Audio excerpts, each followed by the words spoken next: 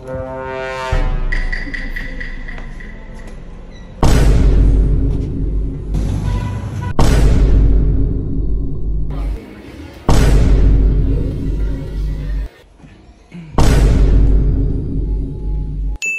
another day, another life, and another na pod nga challenge sa atong kinabuhi. So, maayong buntag ka natong tanan. So, for today's video, naatay importante nga lakaw. Adto na sa tag-high precision, magpatusok na sa da para sa tong T3 o T4. And quick lang, no? Kani yung belt pinaka-importante yung tanan nalangay ko guys kay ang sukod sa akong lawas ug ang bangag sa belt di natupong kana kay daot na kay das tanan. And fix na sa dato ang belt and fix na sa datong doll shoes. So unsa pay gipaabot adto na ta. So, mga kahigalaan ko, paingon na ta sa high precision tabunok kung diin didto ta magpa-test. Pero before ta makuhaan og dugo, kailangan mo fill up usa sa complete nga information and sa imuhang request. Since kita ramang usa ni adto sa high precision, unsay gibuhat ni Sasi, gipabarog ang cellphone sa atbang. So, you serious? Kay na ano man ta sa sulod, behave girl. Bisag di ka ganahan og dagom sa siwa kay mabuhat kay gusto ta maayo. And after sa inject guys, nigawas ko kay kuma naman.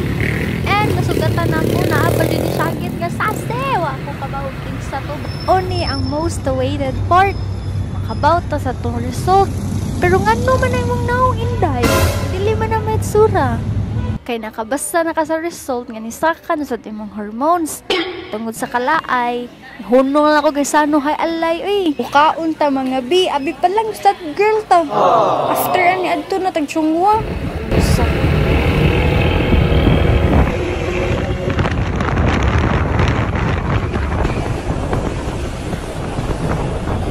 okay, kay naabot naman tag Chongwa Medical Arts.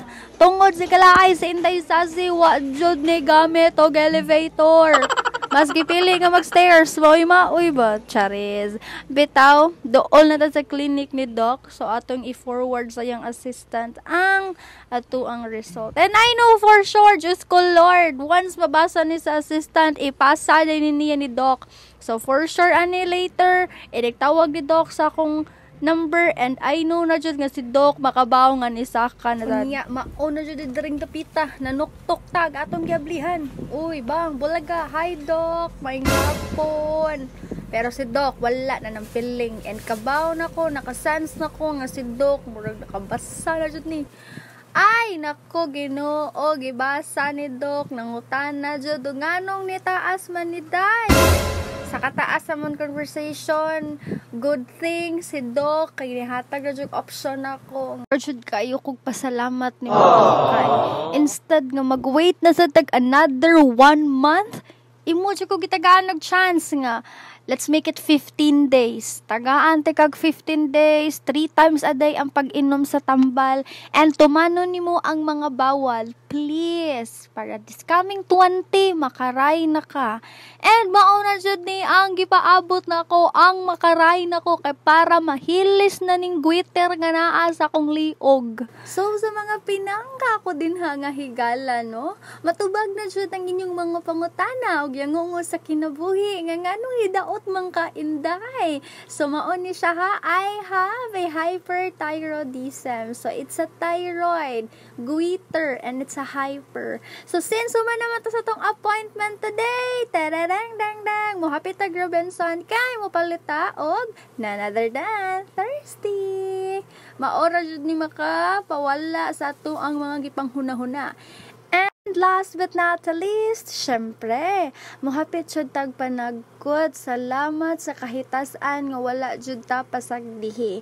Although naatay daghang problema, pero this is a challenge. And I know nga walay ihatag si Lord nga challenge nga dili na to makaya. So kitang tanan, abante sa kinabuhi, padayon. Bye!